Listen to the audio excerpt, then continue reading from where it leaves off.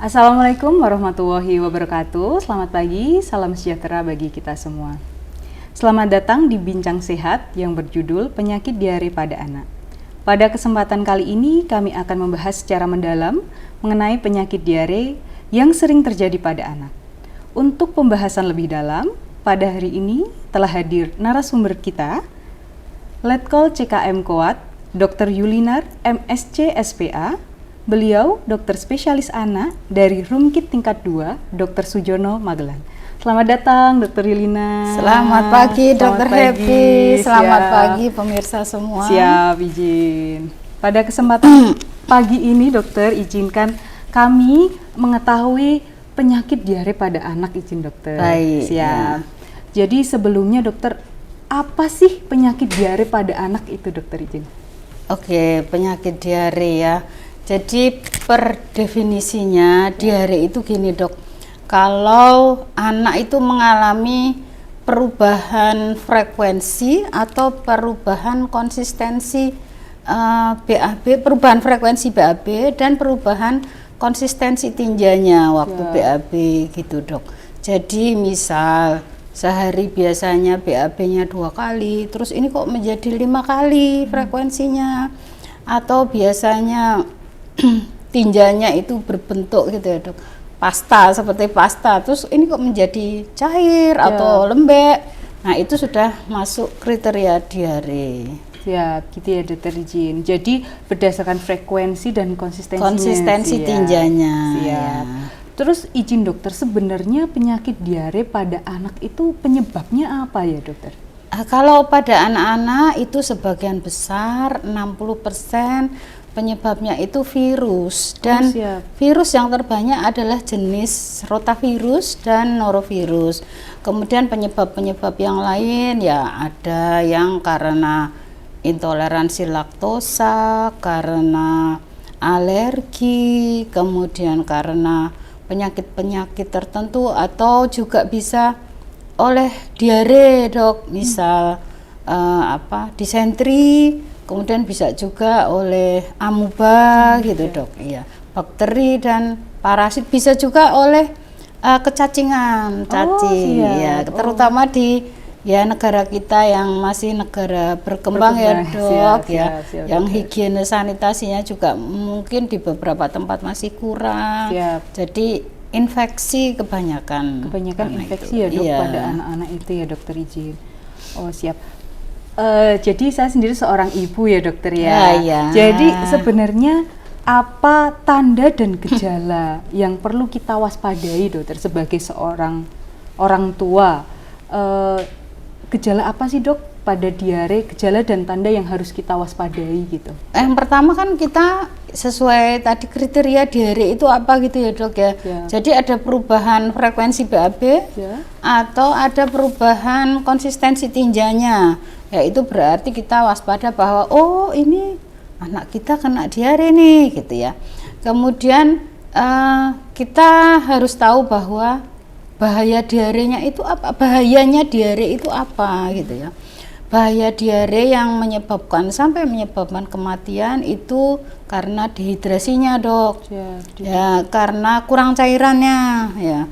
Jadi kita mama-mama di rumah ya, ibu-ibu sebaiknya sudah mengenali apa tanda-tanda dehidrasi ya dok. Ya, jadi tanda dehidrasi itu ada 4. Kalau sudah ada 2 tanda dari 4 ini, maka kita sudah harus waspada ya. Nomor 1, anaknya itu rewel dok. Rewel ini, atau kalau dia dehidrasi yang berat bukan rewel tapi malah sudah lemes, penurunan kesadaran. Nah, kemudian yang kedua, rasa haus. Kalau dia sudah ada rasa haus, minta minumnya itu sampai kesannya rakus. Nah itu kita juga sudah waspada. Kemudian kalau dia malah sudah tidak mau minum, lemes, penurunan kesadaran, itu dehidrasi yang berat dok, harus segera dibawa ke rumah sakit ya. Kemudian yang ketiga, matanya cekung. Jadi kelopak matanya ini kelihatan gitu loh, Dok. Ya, siap, kelihatan Cekung, dalam ya, gitu cekung ya, di dokter, dalam. Kalau dehidrasi berat ya cekung sekali, lebih cekung lagi. Kemudian yang keempat itu cubitan kulit dinding perut, Oh, ya. siap. Kembali lambat. Misalnya kita kan, kalau saya kan sudah tua ya, Dok. Jadi ini dicubit begini itu kembalinya lambat gitu loh, nih Siap. kulitnya. Kembalinya ya, lama. ya, Jadi kembalinya lama. tetap Kalau yang tidak dehidrasi harusnya langsung dia balik. langsung Oh, balik. siap, Oh, dokter. ya. Selanjutnya adalah apa resiko dan komplikasi yang dapat terjadi jika diare pada anak itu tidak tertangani dengan baik, dokter? Oh iya, baik ya. Jadi memang diare ini kan banyak sekali terjadi atau sering sekali terjadi pada anak dan banyak anak yang mengalami ya. Di negara kita ya, namanya negara berkembang, hampir tidak ada anak yang tidak pernah diare ya, Dok ya. Setuju, dokter. Nah, kalau anak itu sering mengalami diare, nah biasanya itu kalau namanya anak sakit itu otomatis nomor satu itu berat badan turun pasti, ya kan, Dok? Iya. Nah, Setuju. berat badan turun. Nah, kalau sering mengalami diare terus beratnya turun, padahal naiknya susah ya, Dok. Iya, susah banget. Itu naiknya susah, turun, begitu turun anjlok gitu ya, langsung jelek gitu ya. Nah, jelas otomatis akan mengganggu pertumbuhan. Ya, pertumbuhan itu artinya kan namanya pertumbuhan itu perubahan ukuran.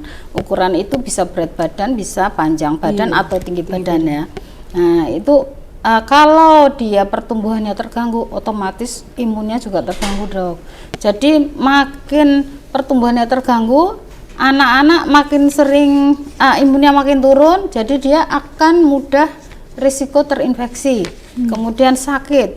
Kalau sakit, pertumbuhannya terganggu, imunnya makin turun, jadi lingkaran setan kan, Dok? Iya. Iya, kayak gitu. Makanya kita makanya ini tuh pentingnya bahwa diare itu harus kita tangani sebaik-baiknya gitu, Dok. Siap, dokter. Terima kasih, dokter, infonya.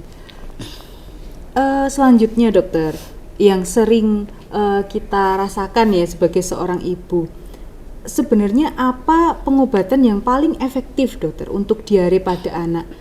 Dan bagaimana cara memastikan bahwa anak saya ini terhidrasi dengan baik, dokter?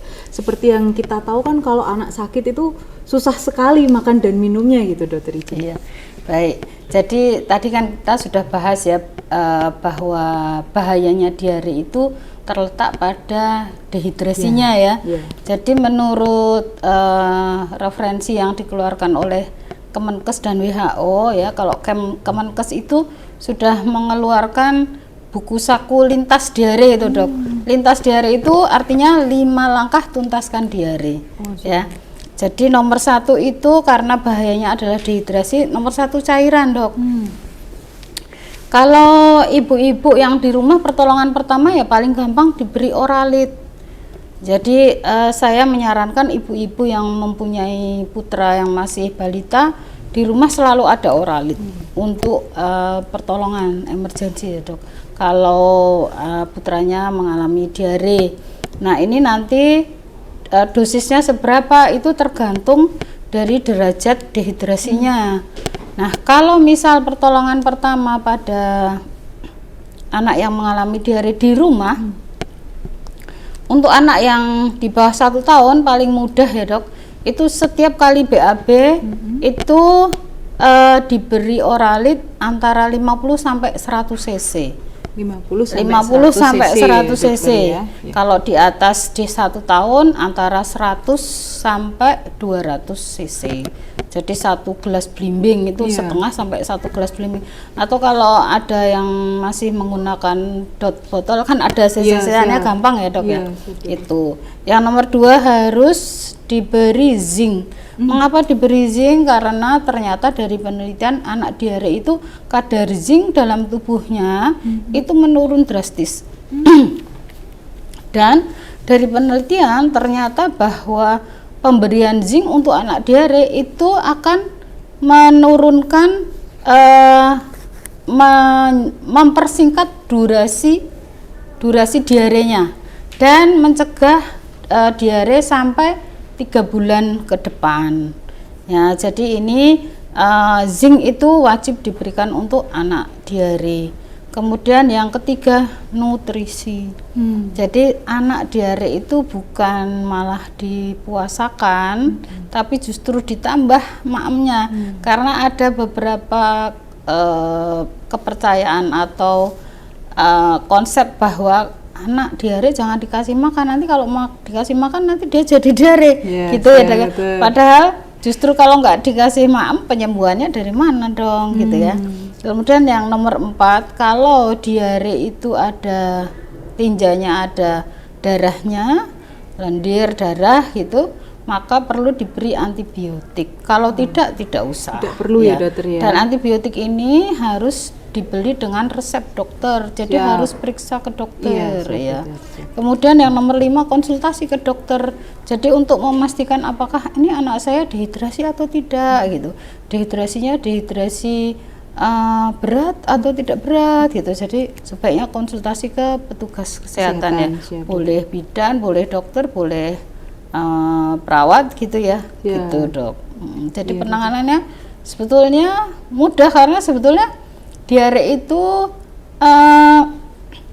bahaya karena dia merupakan penyebab utama kematian pada balita, tetapi dia sebetulnya bisa dicegah dan bisa ditangani gitu dok. Ya, jadi tidak usah terlalu memikirkan diarenya yang keluar gitu ya dok, tapi yang penting minumnya aja untuk mengganti diarenya itu. Gitu. Iya dokter, beralih ke pertanyaan selanjutnya dokter, yang sering kita rasakan sebagai orang tua. Bagaimana cara mencegah diare pada anak, terutama dalam lingkungan rumah dan sekolah, dok? Oh baik. Cara mencegahnya. Kalau di rumah, nomor 1 dan utama itu adalah pemberian ASI eksklusif 6 bulan. Jadi bayi lahir itu sebaiknya kalau untuk mencegah diare ya pemberian makan dan minumnya adalah ASI saja. Sampai usia 6 bulan itu ASI saja. Itu yang namanya ASI eksklusif, itu ASI tokdil gitu loh. ASI saja tanpa ada diberi tambahan yang lain ya. Jadi sampai umur 6 bulan itu makanan bayi itu cukup ASI itu sudah mencukupi. Sudah cukup ya dokter. Sudah cukup, dan itu yang paling baik, justru yang paling baik. Kemudian ternyata dari penelitian bahwa bayi yang dibandingkan ya yang ASI eksklusif dengan yang diberi susu formula, ternyata yang diberi susu formula itu angka kematiannya 25 kali lipat lebih tinggi dibanding yang ASI eksklusif. Ya tinggi, 25 tinggi sekali. 25 kali lipat. Nah, kemudian MPASI diberikan sesuai umur yang disarankan ya. Ya, yang disarankan sih 6 bulan ya.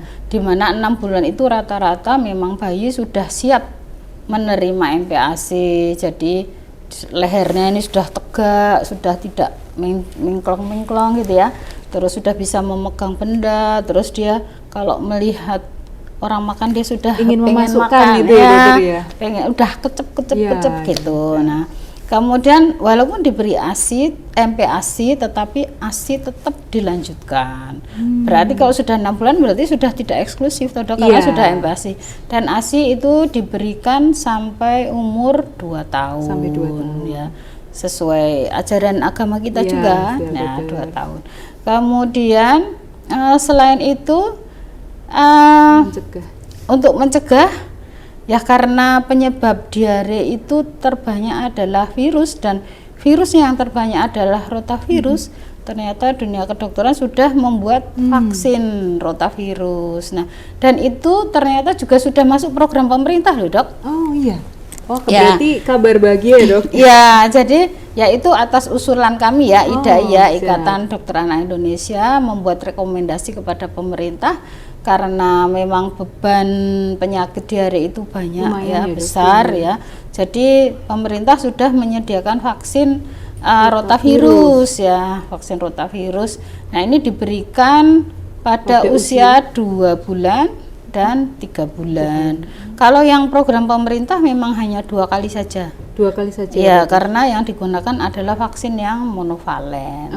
Ya, tetapi kalau misal ibu-ibu mau menggunakan vaksin yang mandiri, bisa milih yang pentavalen, maka vaksin pentavalen diberikan 3 kali. Oh, 3 kali pengulangan ya 3 dokter? kali, iya. 3 kali pengulangan. Umur 2, 4, 6. 2, 4, dan 6 bulan ya dokter ya. Jadi jika Bapak dan Ibu ingin ada vaksin secara mandiri, bisa datang ke RST dokter. Iya, bisa ke Rumkit Dr. Sujono ya. Ya, ini tadi saya baru mau menanyakan itu dokter ya, tapi dokter sudah memberikan informasi. Saya juga baru tahu bahwa sudah tercover pemerintah ya dokter. Sudah.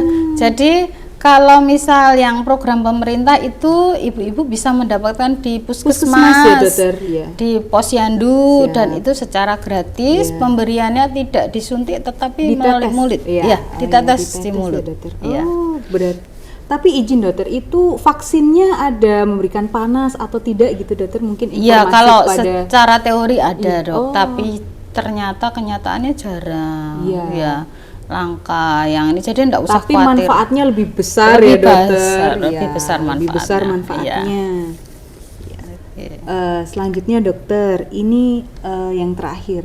Apa pesan utama yang ingin dokter sampaikan kepada orang tua mengenai penanganan dan pencegahan diare pada anak, serta mitos-mitos yang sering dokter temui selama bertugas?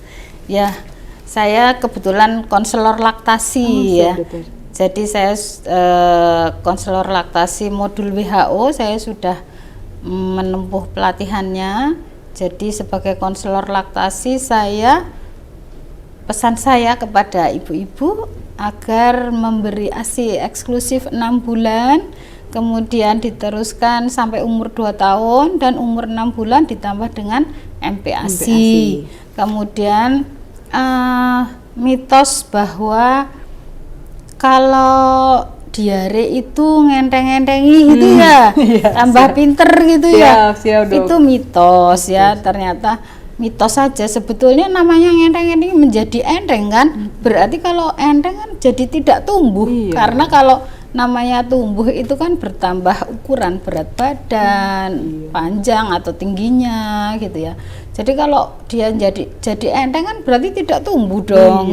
Padahal anak-anak harus tumbuh ya. Jadi jangan dianggap bahwa anak diare itu biasa, anak diare itu nanti tambah pinter. Nah kalau bisa ya tambah pinter tanpa diare dong, tanpa mengalami diare, tanpa sakit ya kan?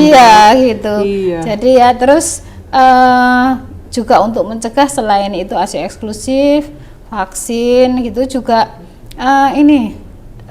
ya biasalah perilaku hidup bersih dan sehat ya, menjaga. Kalau di rumah ya dibiasakan cuci tangan, kalau di sekolah ya kalau anak memang sudah dibiasakan di rumah untuk cuci tangan ya insya Allah di sekolah juga dia sudah terbiasa ya dok ya.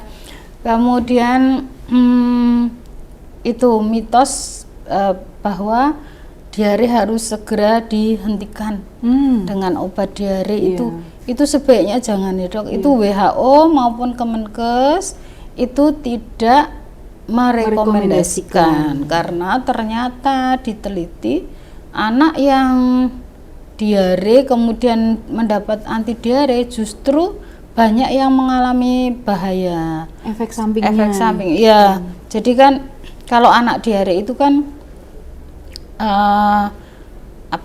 gerakan ususnya itu kan otomatis cepet ya dok, karena dia kan memang mau mengeluarkan ini tuh racun-racun, kuman-kuman memang mau dikeluarkan ya, otomatis suara perutnya mesti kerucuk-kerucuk dan dia karena ada bakteri di situ dia membentuk gas jadi agak kembung gitu. Ya memang keluar enggak apa-apa, dikeluarkan, yang penting keluar terus tadi diganti cairan itu.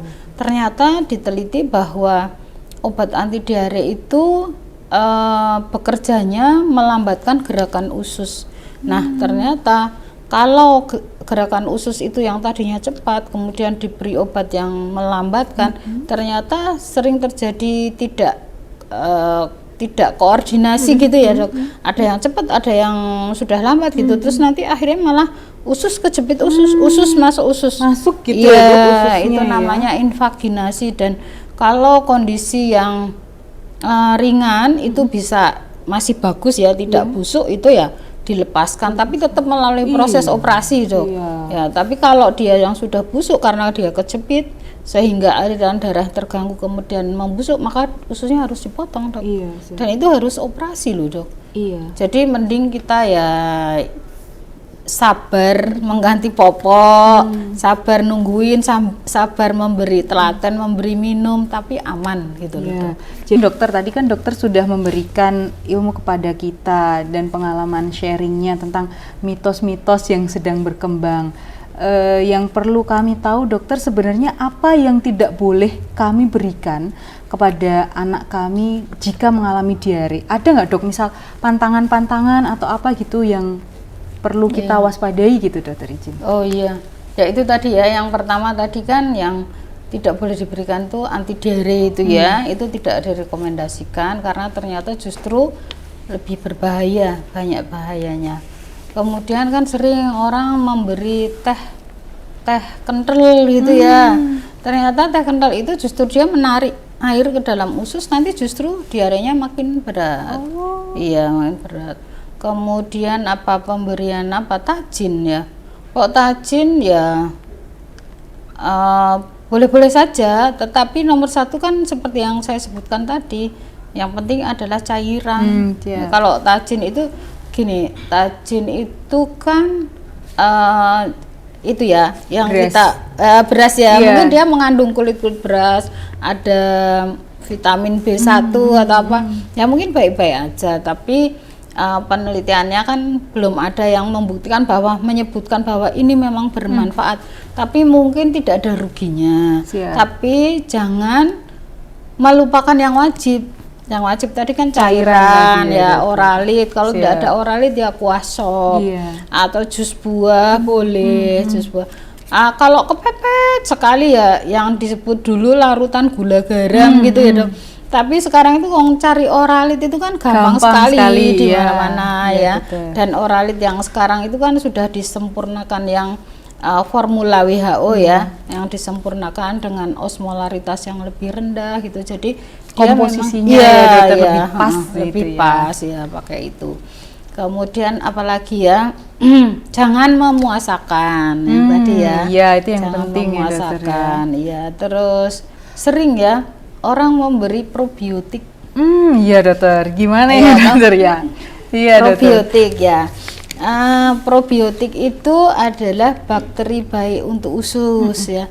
Dari penelitian itu boleh-boleh saja. Tetapi memang dari penelitian itu belum, kalau dibuat metode penelitian kedokteran tuh secara sistematik review ya, itu penelitian tentang probiotik untuk diare pada anak itu belum ada penelitian, belum seragam. Artinya seragam itu semua membuktikan bahwa ini bermanfaat gitu kan. Ternyata ada yang bermanfaat, penelitiannya itu ada yang bermanfaat, ada yang ya sama saja gitu. Jadi sebetulnya probiotik itu kalau istilah kita ya sunnah aja. Sunnah ya dokter ya. Sunnah ya. Yang penting yang 5 pilar tadi ya dokter. Yang penting itu cairan sama zinc ya. Cairan sama zinc sama nutrisi itu ya. Jadi ya jangan melupakan yang wajib, tapi melaksanakan yang sunnah tapi melupakan yang wajib gitu dok. Jadi boleh-boleh saja mau diberikan, tapi kan yang sering itu dok, diberi probiotik dulu tapi oralitnya lupa. Oh iya, ya kan? Iya dok. Ya gitulah dok. Terima kasih Dokter Yulinar, spesialis anak yang telah memberikan informasi kepada kita semua. Semoga bermanfaat bagi para orang tua dokter ya. Mudah-mudahan bermanfaat ya dokter. Amin. Demikian Bincang Sehat pada pagi hari ini. Sampai jumpa di podcast selanjutnya. Wassalamualaikum warahmatullahi wabarakatuh.